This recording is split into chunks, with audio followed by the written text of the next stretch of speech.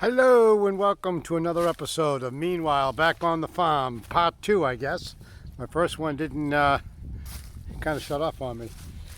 Been doing a lot of work taking advantage of this beautiful early spring that we're having. Look at that, grass is growing and look at this mess I have. Look at that.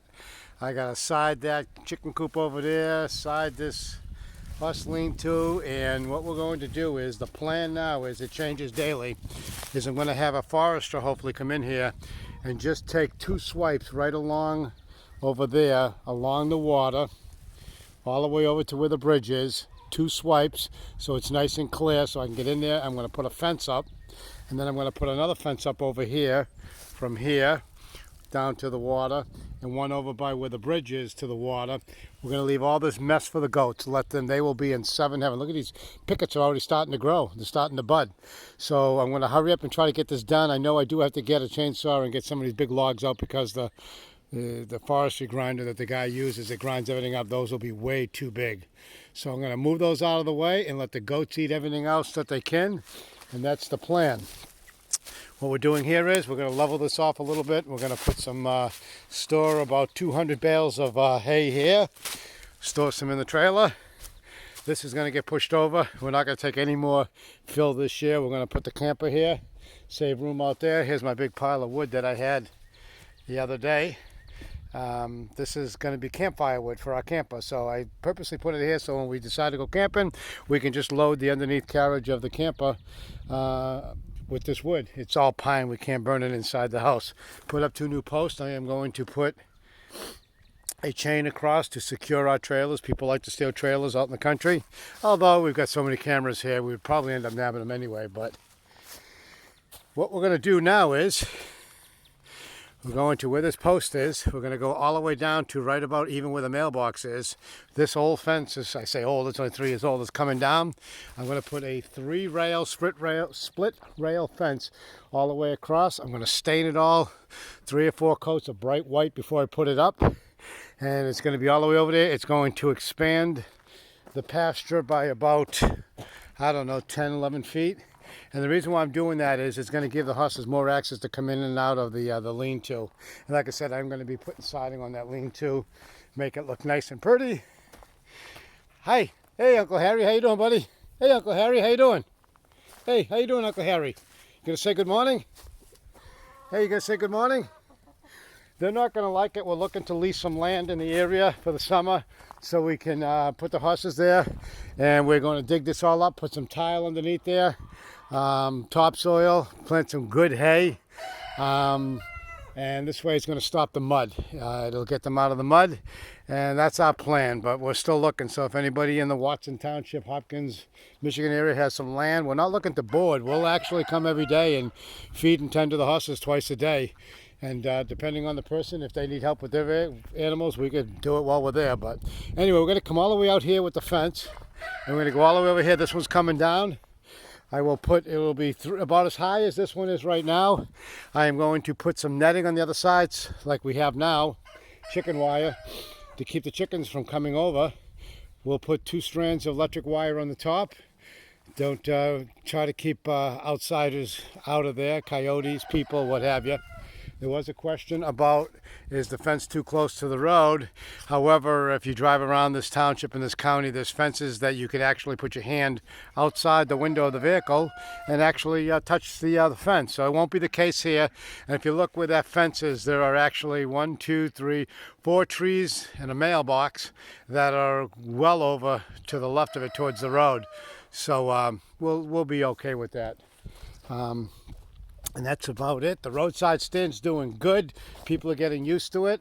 They don't have to honk the horn anymore. The stand's been open for 3 weeks. The box I just picked up, I am going to put a slanted roof on it. I'm going to put a awning overhang a little bit to keep the shade out. And I'm going to put hooks back there. I will have pegboard.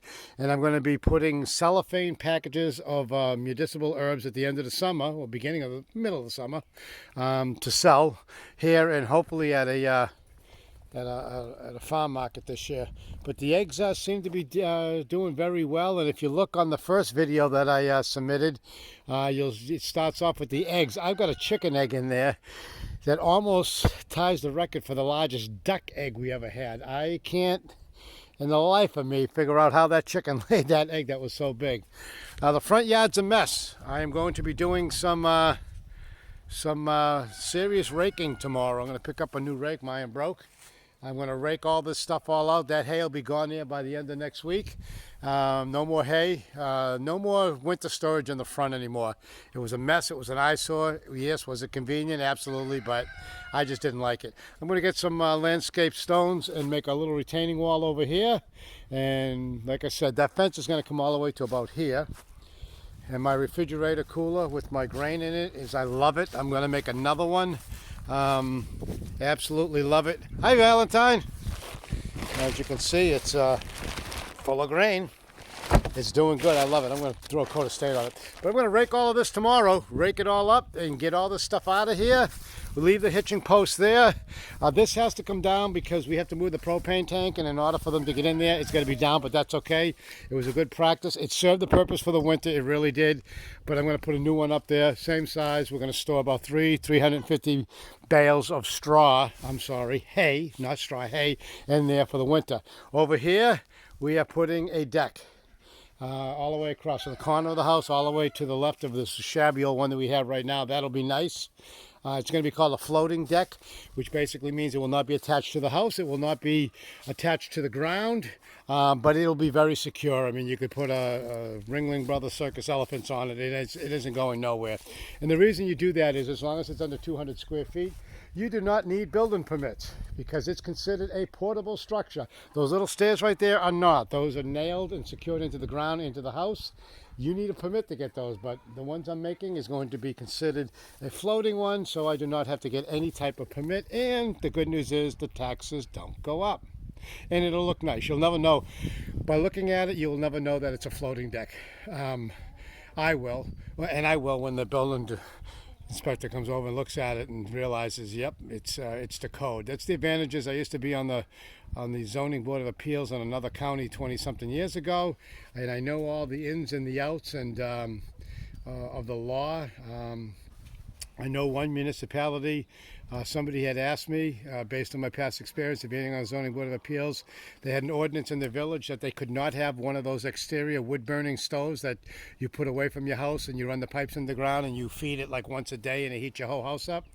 Well, a lot of communities will not allow those because they're low stack and they create a lot of smoke and smog to your neighbors, and they complain about it. So a lot of villages have actually outlawed them.